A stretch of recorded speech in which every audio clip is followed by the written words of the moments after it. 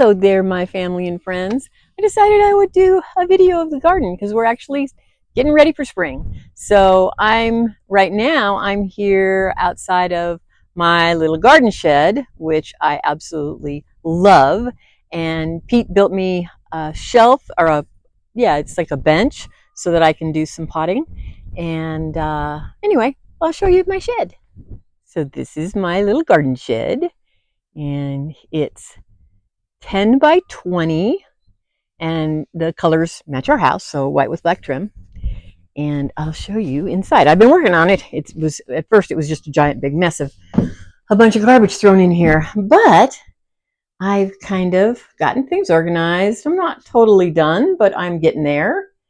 And got lots of stuff hung up on the wall because that's just makes it easy, and that way I can see it and grab it real easy. And there's my wheel hose, which they're propped against with nails, but it's enough. And then this is the bench that Pete made this for me yesterday, and I have my little cans up there. Anyway, these are my spring tomatoes, and I'm going to pot them into larger pots today. Some of them are doubles, and I'll separate them.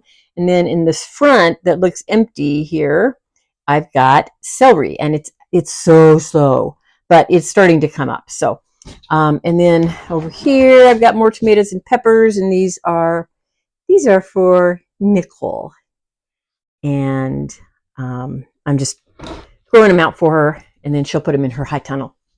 So anyway, I just love my little space. I've got all my little potting equipment. I've got my potting soil in there, and my perlite there, and a garbage can there, and just it's just wonderful. So we've been working on the high tunnel. We've still got some cold weather crops in here.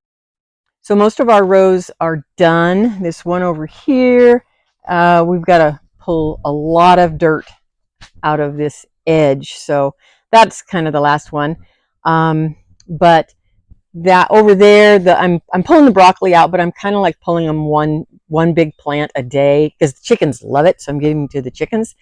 Cabbages are done. This is just, where I cut them off, and of course they'll grow new cabbages, but it's way too hot. Brussels sprouts, I picked a whole bunch today. I figure I might get one more bunch of Brussels sprouts, and then they'll probably be done because it's going to be 82 today, but it's still cooling down at night. Anyway, I've got some Swiss chard. That's for the chickens, but I've got mesh on both sides of the tunnel now. So this stuff is all going to get out of here because it's just a big giant mess. And now that we've got the shed, we've got a place to put things. So I've been working at trying to get stuff out of here, but it's going to mean that I'm not going to have a lot of bug pressure this year on my tomatoes. So this is going to be filled with tomatoes. So out in the main garden, we tilled up another space out there, and Pete's going to plant dent corn and dried beans and some things like that out there. In here, we've got our alliums. So that's onions, garlic, shallots, and more onions. And then we just planted beets, and we just planted a couple rows of potatoes, and we don't water potatoes until we start seeing sprouts. So I've actually had a few people ask me about what I do for signage, and I'll show you, and it's super simple. So what these are sublimation blanks. So they're aluminum, and then they have this white polyester coating on them. And you can see back there, that one. So I used to actually be able to print on them, but you can just get blanks, and they last for years. And then what I do is I just write on them in Sharpie, and then at the end of the season, when I want to reuse them, I remove it using like hand sanitizer. Anything that's 90% alcohol or more will take the Sharpie off, and they're completely reusable. And I love them because they're metal. So out here, we tilled this, and we've tarped it, but I'm going to need this space this year, but I won't need it till April. So there's still a lot more to go in I'm going to do a lot of cucumbers this year because we didn't make any pickles last year, and this year we need pickles. We're down to like 1 jar of pickles, and then melons and pumpkins and summer squash and kind of all of that kind of stuff. So over here, so we just tilled up to here, and we hate to till, but you got to till that first time because that's the only way to do it. So this was my failed strawberry row.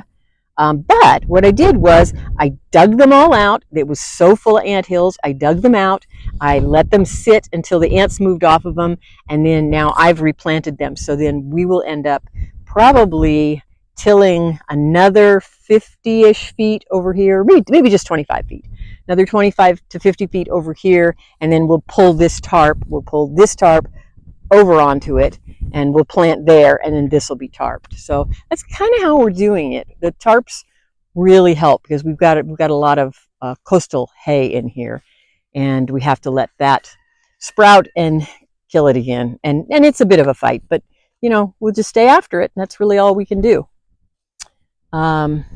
So here's where I planted my strawberries, and I decided to get a small piece of this pre-punched planting cloth. And I mean, for strawberries, it's just perfect because this is what they really don't want to compete. And I've still got some empties. I got a lot more strawberries than I expected, but I have some empty holes, and I'll put some flowers in there maybe. I don't know. I'll put something in there. And then I'll put flowers over there. Okay, I got my roadsters repotted, and I put them in little 4-inch pots. So this is my tray, and you can see I've done this one line right here, but I have a bunch more to do. And all I do for soil, so I wanted some nutrition in this because I'm potting them up out of, you know, the seed starting mix in the other one. And I just added about 25% of my beautiful composted cow manure, because I know that has lots of nutrition in it and good bacteria and fungi and all that great stuff. So that's how I do it. And then I just water it and fill up my little pots, and away I go.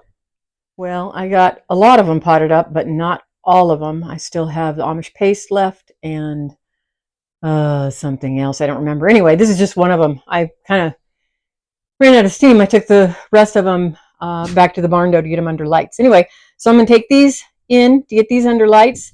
So I probably have another few hours worth of potting. You can see I went through quite a few of my little pots.